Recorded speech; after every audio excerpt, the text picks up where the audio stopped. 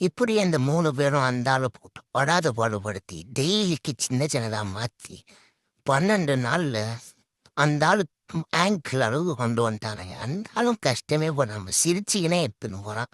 ஜாலியா. ஒரு கட்டத்துக்கு மேல கை தண்டி, ஸ்கேல் தண்டி கொண்டு வந்து வைக்கிறானுங்க.